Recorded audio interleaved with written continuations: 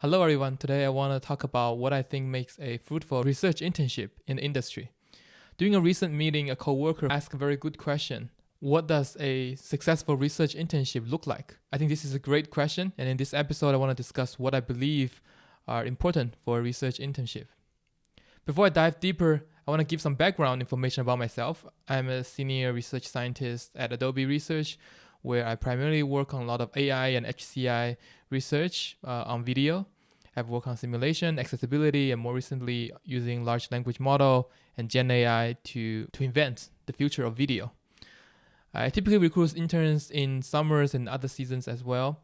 And depending on my bandwidth and product engagement, some years I can recruit one intern, sometimes some years I recruit more, like 3 to 4 interns. When it comes to research internship, what I found is most blogs or information available online are geared towards software engineering internships. But that's not very applicable in the case of research internship, where the main goal is to conduct cutting-edge research and possibly publication. So today I want to discuss my perspective as an industry research scientist, and what are the goals. So broadly speaking, I think there are two categories of goals for a research internship: the measurable ones and the hard to measure ones. The easily measurable ones would include like patents, publications, tech transfers. Those are very tangible. We do great research, we do great tech transfers. Those are countable. So for the easily measurable ones, the intern and the mentors, the full-time employees, will work together to produce patents, publications, and sometimes tech transfers. These are easily measurable. You can put them on your CV and to help your academic career. And on the other hand, the hard to measure ones are also very important. For example, the interns can learn about the culture of a company. What is it like to work here? And do I like the work culture in this team? Do I like the dynamics? How does the research team engage with product team? What would it be like if I become part of the team? So I think both the measurable ones and hard to measure ones are important. A successful internship should have both. So let's dive into the measurable ones first. So we talk about patent, paper, and tech transfers. So as an industry research scientist, we are highly encouraged to file patents for the innovative work that we do, either as part of the internships or just in off intern seasons, on the stuff that we work on. And these patents help protect the company's intellectual properties. And we work with, at the end of the summer, we work with the intern to file an invention disclosure form. And then later on, maybe a couple months later, we work with the patent lawyers to file a actual patent application, either to the United States or as a global international patent, depending on a specific scenario. Patent is also one of the reasons why we couldn't really collaborate with faculties in the summer internship, because for Adobe to file a patent, all the inventors on the patent has to be Adobe employees.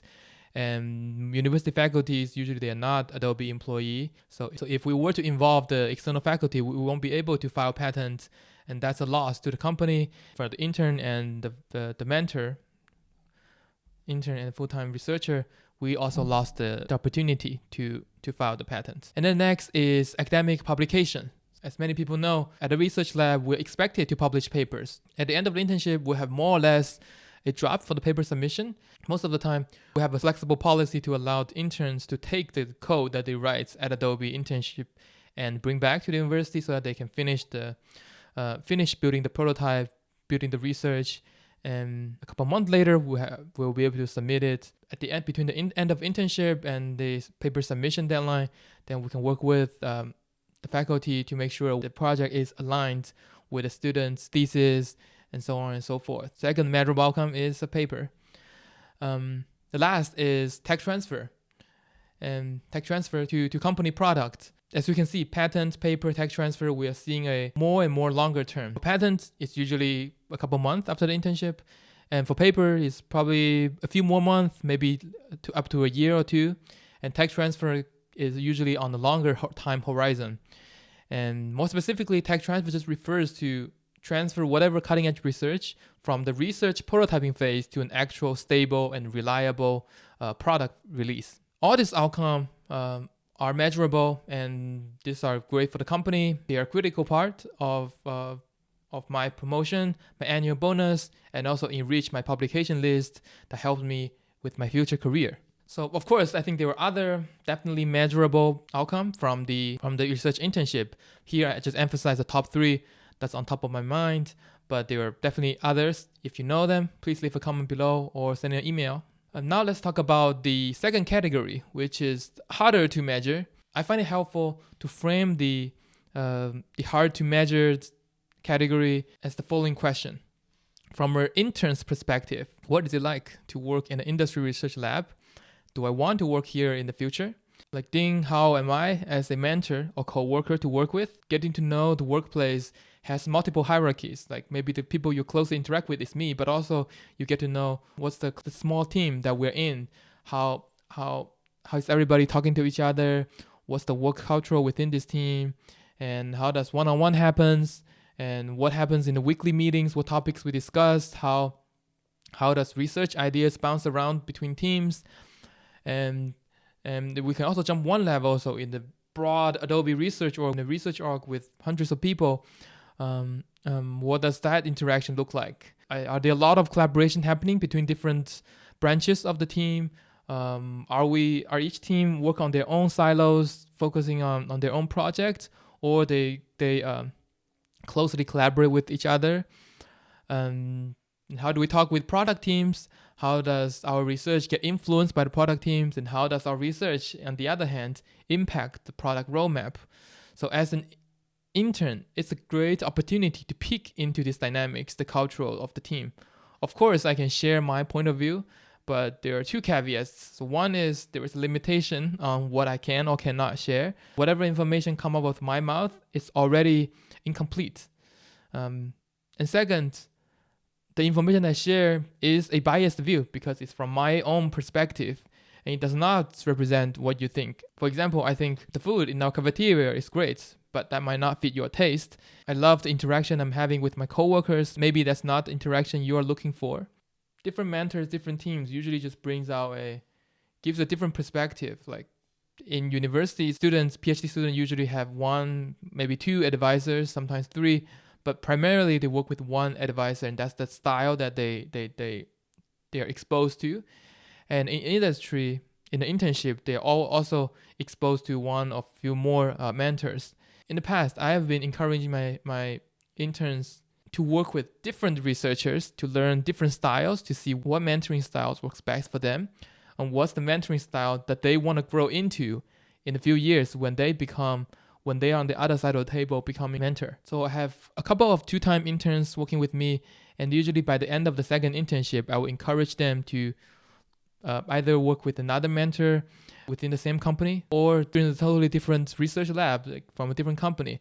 Because I think that's a great way for the intern, for the students to get to know many, many companies. For my personal outcomes, like measurable outcomes, it's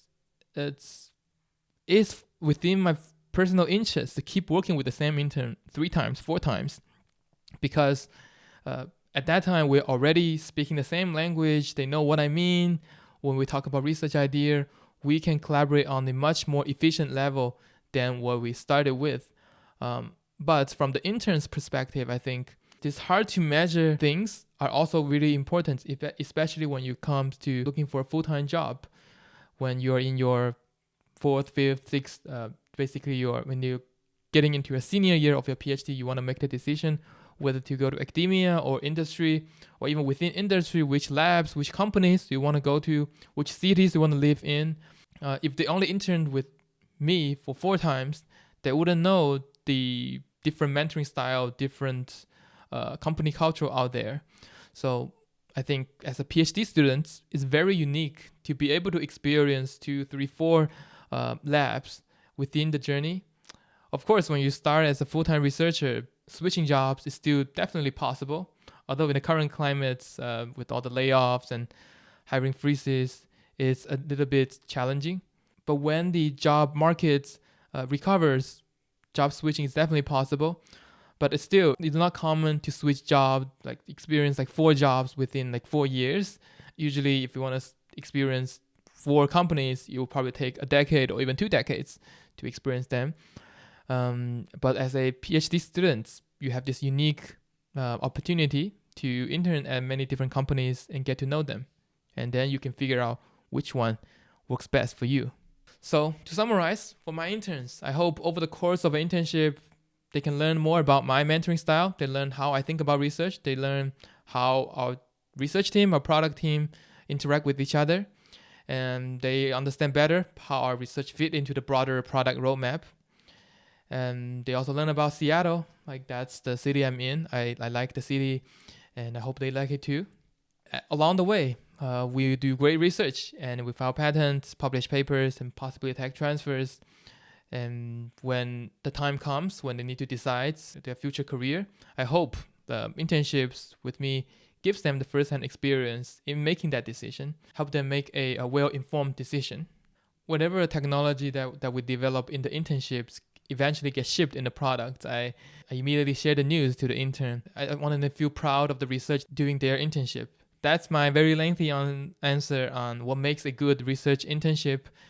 If you have any questions, please leave a comment or send me an email. If you have other questions about industry research, internship, Gen AI, large language model, please also leave a comment and let me know. That might appear in a future episode. Thank you.